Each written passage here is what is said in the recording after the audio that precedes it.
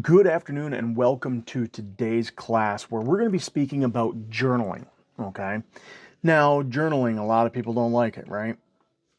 Myself included. I didn't like journaling until I started to realize there's rules to journaling.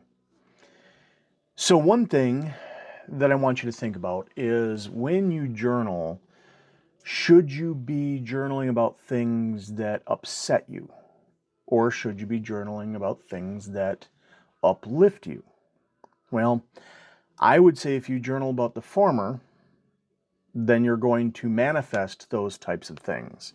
And if you journal about the latter, you will also manifest those things. So my recommendation is always to go ahead and journal about things that uplift you. Now, I understand that some people need to work through issues that may upset them. Okay, and so I have certain rules about that as well. If you do need to journal about something to kind of work it through, and I totally respect that. So when you journal, you need to do so in keeping in mind 10 simple rules. And I know 10's a lot, but bear with me here. The first one, always come from your feeling. Always come from your feelings, from how you perceive things. You can't really write about others' behaviors because you don't know their feelings. And it reminds me of something that we talk about here in the office once in a while, and it's this, right? When you talk about others, it has nothing to say about the others, but everything to say about you. And when others talk about you, it has nothing to say about you, but everything to say about them, right? So that's kind of why I recommend when we go ahead and journal that we journal about our feelings, our hearts, right? Instead of journaling about others' behaviors. So that's rule number one, journal from your feelings. Rule number two is journal about things that are simplified, right? So this may be that you journal for 3 minutes or 5 minutes. 3 minutes, you want to just journal a minute each on what are you grateful for? What are your dreams? What brings you joy? There's 3 minutes. You want to go to five, then journal another 2 minutes. One on actions and things that you need to do to better yourself, and one on how to set others up around you for their success. There's 5 minutes right there.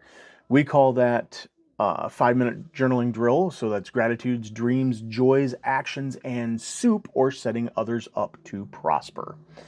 So, yes, you can do a 3 minute journaling, you can do a 5 minute journaling, but keep it short.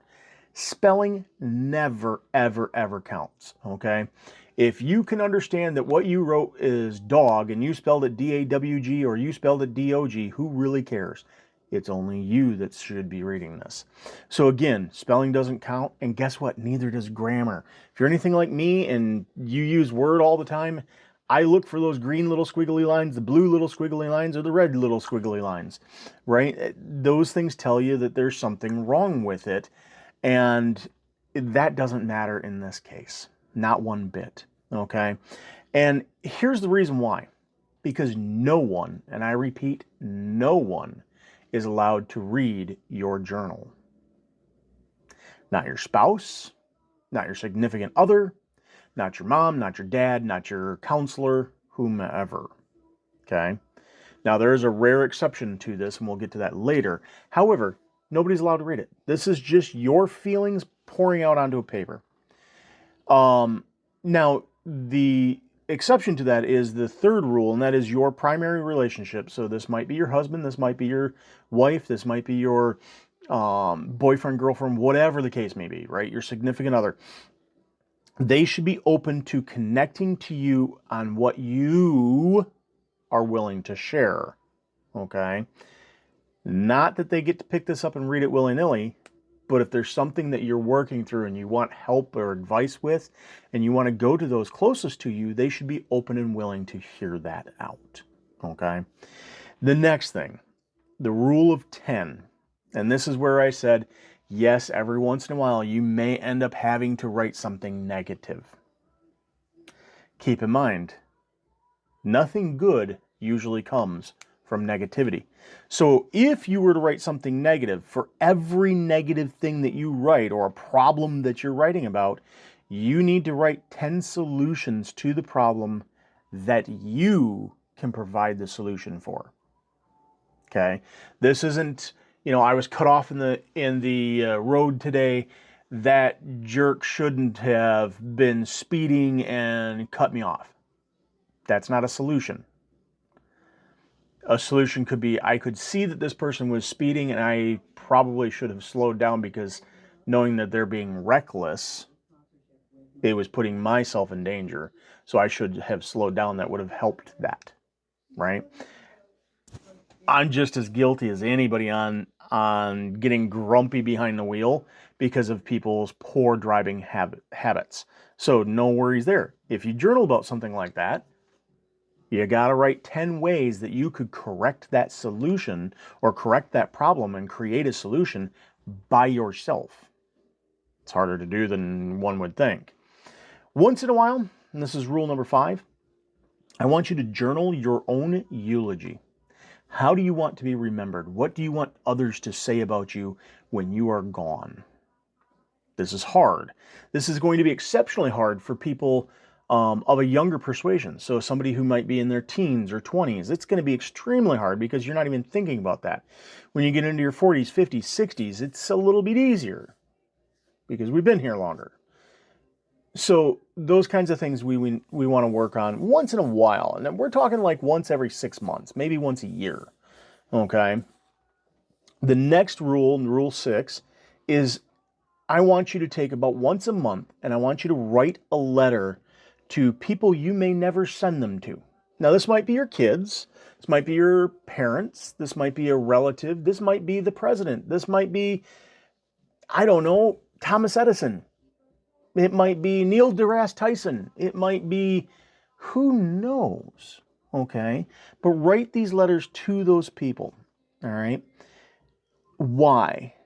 Well, it uplifts you, right? It really, truly will uplift you. You want to keep this journal in a very safe place. Now, not the safe place, right? And by that, I mean, I put it in a safe place, now I can't find the bloody thing.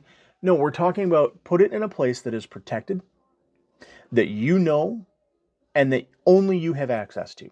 Because remember, who should be able to read this? Only you. Okay? Journal as much, as much as you can. Daily is best. Minimum of 4 times a week. And again, even if you're like, okay, I'm working really hard on this nice long journal, and that's fantastic, and then you miss a day, okay, well, maybe the next day you only do a 3-minute journal. Bing, bing, bing, and you're done. Okay? You journaled. That's huge. Never, ever, ever, this is rule 9, never beat yourself up for missing time.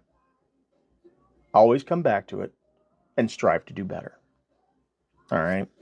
And the last part of this journaling rules of 10 is to remember that perfection is the enemy of success.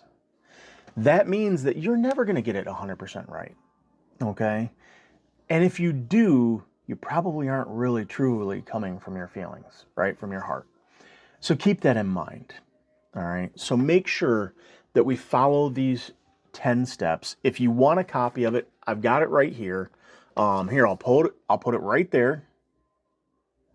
That should have been enough time to screenshot it. Back it up and screenshot it if you have to.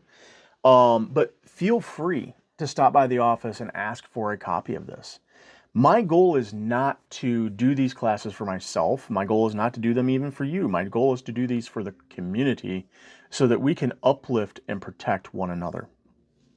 Journaling is a great way to do that. So if you want to share with me that you've begun the process, I would love that. So please let me know below if you are going to journal. I'm going to journal every day through the month of March. Okay. Now there's another type of journaling called the 11-day goal setting that I'll get into in another time. But that's something that I'm going to be starting here at the end of the month. So I hope you all have taken something away from this. I hope you all have gained something and it has uplifted you And I hope to see all of you later today and early next week for your adjustments. Bye-bye.